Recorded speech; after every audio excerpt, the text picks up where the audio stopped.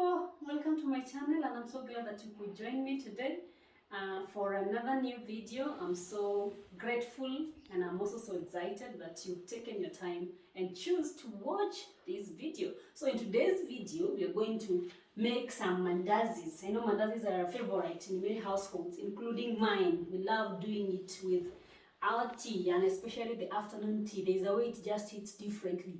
And so with time, I've learned to do my mandazis differently, so I make them in different recipes. But today I'm going to make using soy milk. Sometimes I make with just one.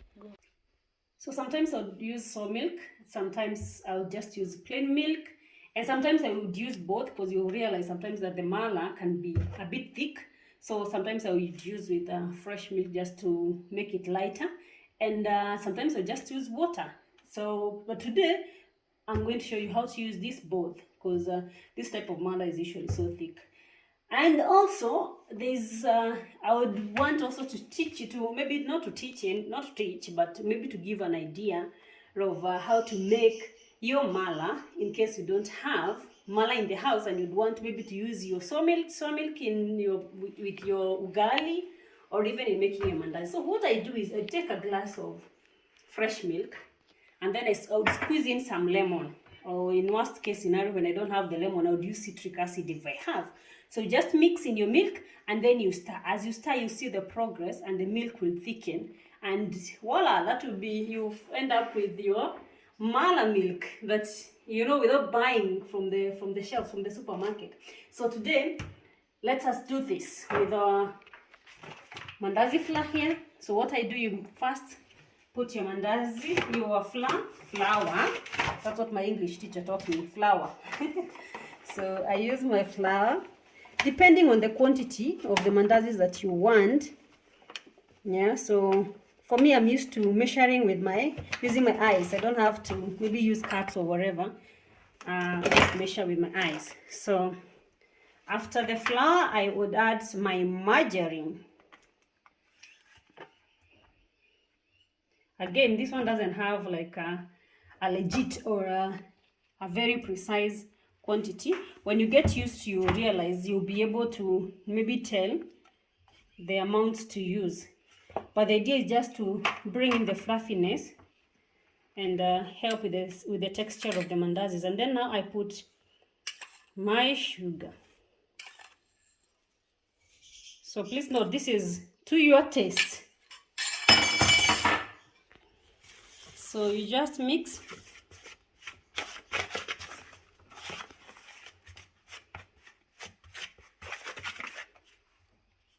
Allow me to use my hands.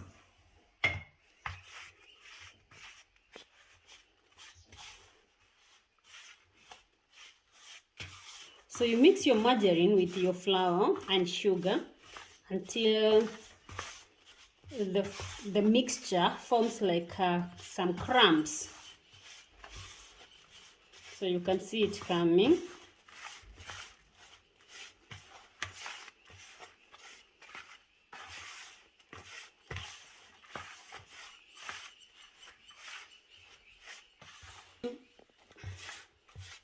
At this point, you can choose to add in some margarine, but in my case, I think I'm good enough, because when you look at this flour, I don't know whether you're seeing it well enough, but you realize that it has formed, like it has mixed well. You cannot feel the sugar particles, neither can you feel the margarine, but it's just one crumbly, if there's a word like that, it's one crumbly mixture.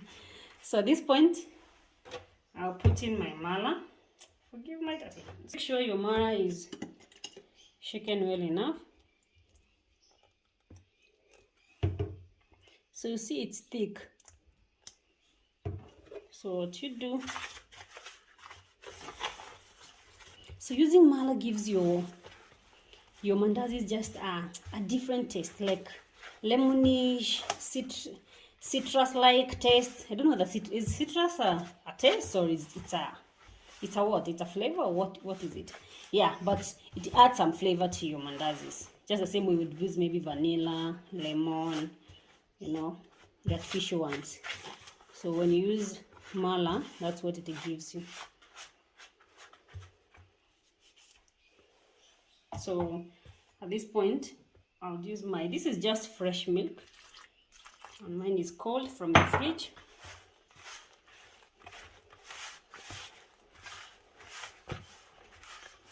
So now we are headed to making a proper dough.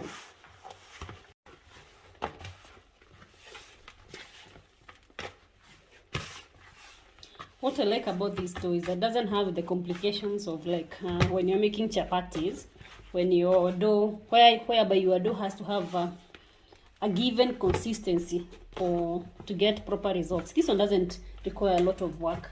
Like you can see already, yeah, you'd feel it's not like it's not so hard, but it's not sticking. Yeah, it's not sticking to the bowl. See, and you realize I've not added any extra flour. So this one forms so easily and so quickly. So even if you had visitors like coming in an hour's time, you'd be able to have to fix your mandazis fast enough and have them ready with your tea, coffee, chocolate, or whatever else you're having them with. You can see the way it's cleaning and the way it's leaving the bowl clean. And at this point, we can comfortably say that our dough is headed there in a few minutes.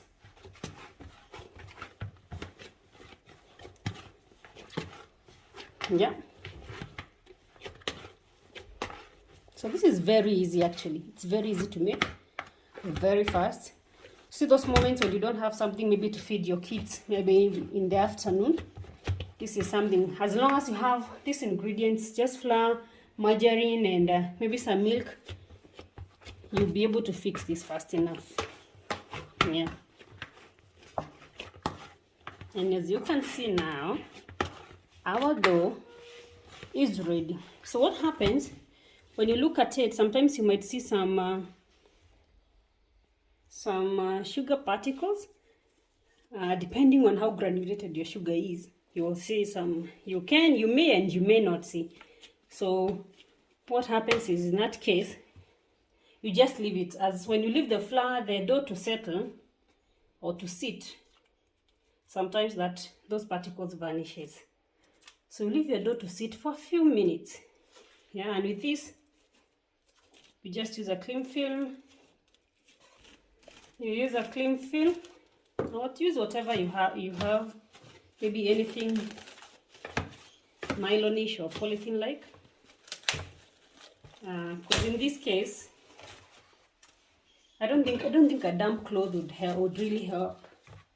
So personally, I use this. Yeah, you cover your dough and leave it to sit for some few minutes.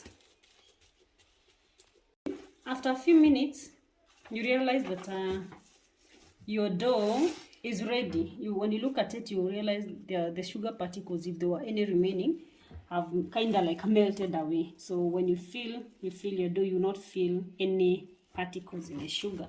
Also, if you had enough time, you can do this. You can prepare your dough and leave it to the fridge overnight. That way you also get to have a very good a very good and ready dough. It tastes different, it comes out differently. So what I do is you just part your dough into different parts. So yeah, and as you're parting or preparing your dough for rolling, you put your oil ready. So you have oil already in the saucepan. I like using enough quantity of oil so that the mandazis don't get to stick on the pan. Yeah. Something else that you should note, or what I've learned from experience, is that when you're doing your mandazis, you don't use a lot of heat on the oil, because that gets to fasten the cooking or the frying process, and your mandazis ends up not getting well cooked inside. So what I do is that after I heat my oil and I feel the oil is hot enough, I will reduce the amount of fire so that I allow the mandazis to have not just medium heat, to cook under medium heat and not too much heat, or maybe too low heat, because when you have too low heat, the mandazis tend to absorb in the oil, and therefore you have too oily mandazis. So what I do is that I do under medium heat. So I have my spoon ready, or what do you call this? Yeah, this, for removing the mandazis from the oil. And I have my rolling pin. Something that I also like about this is that you don't use a lot of, you see this dusting flour? I will not use a lot of it, and you will notice this dough doesn't stick. But I know it, I think it's from the margarine effect, so it doesn't get to stick on the surface. Yeah.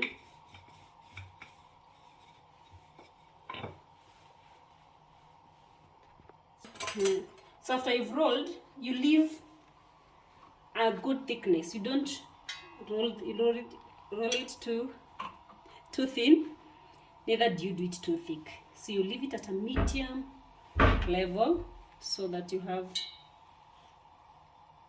proper mandazis. And while at it, I'll test my oil.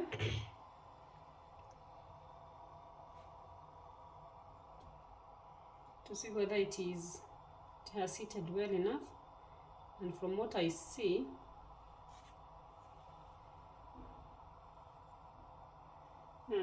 just a few minutes, is it minutes or some few seconds, and my oil will be ready.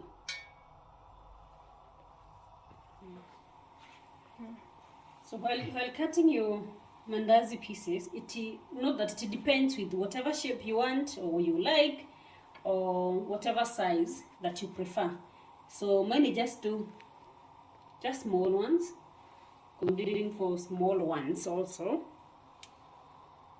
And from the look of things, my oil is ready. So gently put my mandazis. And you can see this, how this is it's an easy way of doing it. Easy, quick.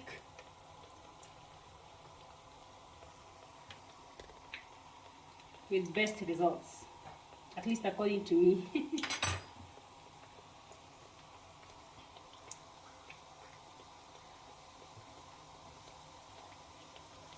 So when you have a good amount of oil, you end up cooking enough or many pieces at the same time.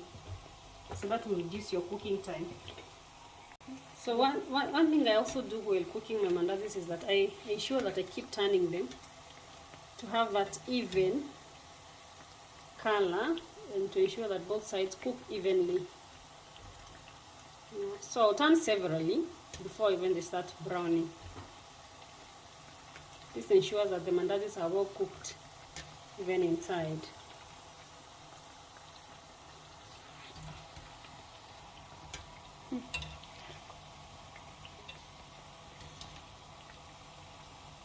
So you can see them browning.